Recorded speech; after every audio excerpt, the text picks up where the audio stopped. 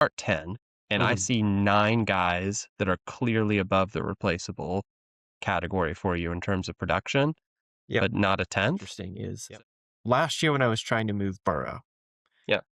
total pain in the ass. And you Yep. don't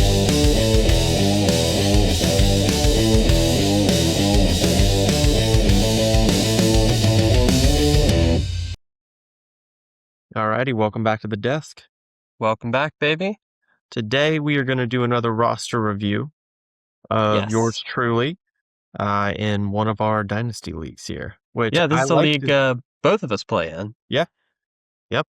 So I like to think that I'm on the contender side, but I look forward to popping up the grid and having my hopes and dreams crushed in front of our massive audience. No, I think yeah, this isn't like a super elite team. I think this is a good, solid contending team. Yeah. And I think it's a good example of why using the grid can help you understand what your contending windows are and what your rebuilding windows are. So Hmm. just for some context, this is a 10-team start 10 league, super flex, small, like half point tight end premium. Hmm. And looking at your roster, I see 2 cornerstones, which is sort of right in the middle of where we love to see people deciding whether they're going to contend or whether they're going to rebuild. Hmm. 2 is like a normal amount. So I think you're fine to contend with Bijan and Lamar. Yep. And then you've structured your roster, in my opinion, to go for it. You've got guys like Kyron, AJ Brown, Matt Stafford, Mike Evans Yep. that I would argue are competitive assets. And that's what the grid says as well. They're sort of above that 50-50 line. Hmm. What do you think about this team? How do you like it? I like it. I think that Stafford, I'm a little worried about going into this year because he was on a bender last year. And, he's old. So my backup to those two guys is Bo Nix, who I think is fine in the Oh, yeah. sense that if Stafford gets hurt, then I still have a QB3 that I feel comfortable playing on a week over week basis. My biggest question marks are receiver, quite frankly. I mean, I've got Okay. AJ Brown, who should be a prime producer, but produced like a freaking replaceable last year, right? Compared to where I drafted him. Sure. I expect change of scenery this Yep. year. And historically, when AJ Brown gets a change of scenery, his morale changes and he starts being AJ Brown again. Yep. So, in order for my team to work, I'm relying on a couple of things. One is AJ Brown producing, and the other is the either McConkey Evans producing. Because Yep. where I fell into last year is I had quality running backs, quality running back production, fine quarterback production, and just died in the receiver area. Yep. Because I had guys who on paper should produce and just didn't. Just didn't. Yeah. AJ Brown had a rough season. Mike Evans was hurt.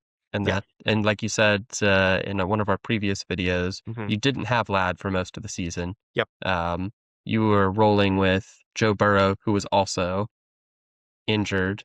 Mhm. Um, so you made a trade with me actually, which Yep. the core of that trade was Burrow and Omarion Hampton Mhm. for Jackson and Lad McConkey, Yep. um, to basically to let you go for it, to let you try to contend. I think that's a good trade for both of us. I was a rebuilder, so I was Yeah. happy to take the injured players um, and have some of that Hampton upside. But I think you got studs back. It's not like Oh, it wasn't Jackson what and Lad yeah. aren't. Yeah. Yeah. So, Um, yeah, I mean, I think it's going to be tough for you to find the one other player. So it's a start 10 and I mhm. see 9 guys that are clearly above the replaceable category for you in terms of production, Yep. but not a 10th. Yep. So for me, I would be looking at this team and saying, all right, in season, where can I do a down tier or a pivot that gives me the upside? You have a 2026 first. Our rookie draft hasn't happened yet in this league. Mhm.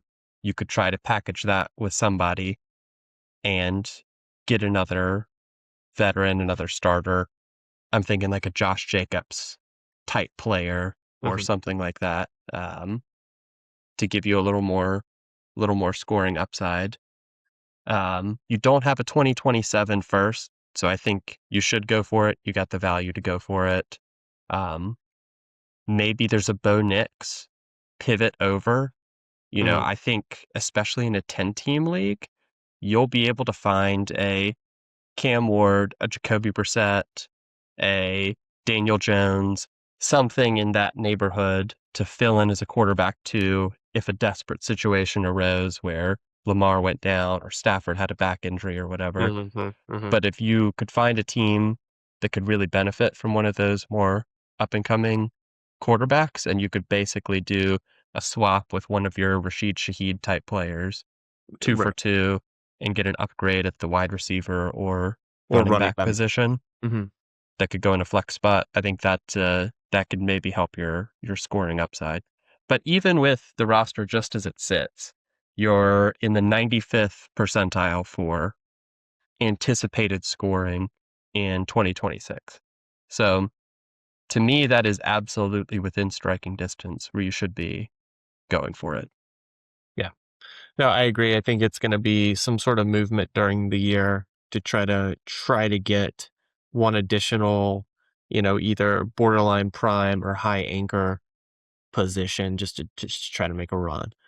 Yeah. Um, and yeah, I think my 2026 first, Bo Nix is an interesting one. Or quite frankly, if Nix is playing well during the year, which would be ideal to move him then, but if Nix is playing really well during the year and Stafford's still playing really well, I shouldn't be afraid to move Stafford either, even if Yep. it's to a contender, because it would be a contender who'd be looking for him, but or somebody who thinks they're a contender, Or and Lamar.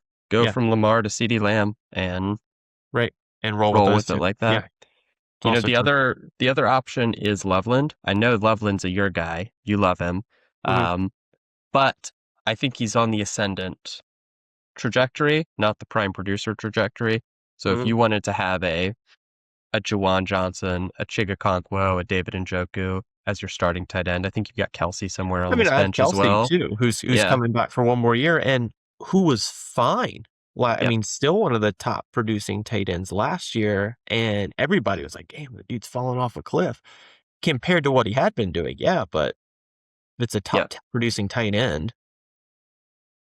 Yeah. Okay. So, if you wanted to move basically the tight end production over to a running back or receiver, if somebody's going to do a James Cook for a Colston Loveland or Mhm. I don't know, a Bucky Irving or something like that, Right. you'd probably have to move the value around a little bit with another player swap, but I think it's a reasonable option. Yep. Very true. Yeah. So, If you have to fire sale this team mid-season, oof. which I hope that you don't that you don't have to do. But also I kind of hope you come in second, so that somebody else can get the top spot. But if you did have to fire sale this team, the holds would be Loud McConkey, Colston Loveland, Bijan, Yeah. and then a lot of the other guys: Matt Stafford, AJ Brown, Yeah. Mike Mike Evans would be the Evans. first ones to go. I think Mhm. Kyron and DeAndre Swift would be next, but less necessary. Like the other guys, you have to move Mhm. if that becomes the direction. Well, let's hope that's not the case. But if you jinx me, I appreciate it. That would be Yeah, great. you never know what happens, right? I mean, I told you Yeah. that Joe Burrow and Hampton and stuff would have gone off last year, and they got hurt. You never know. Never know how fantasy turns out. So Well, you do know when you're drafting a Bengals quarterback how fantasy is going to how turn out, fantasy and I could did that anyway, be. so I should have known. but Yeah. but no, Hey to your point, guys, thanks for making it to the end of the video. If you don't mind, like and subscribe below. and if you want a free roster review, check out the Google form in the description. Your team could be featured in one of our videos. See you in the next one.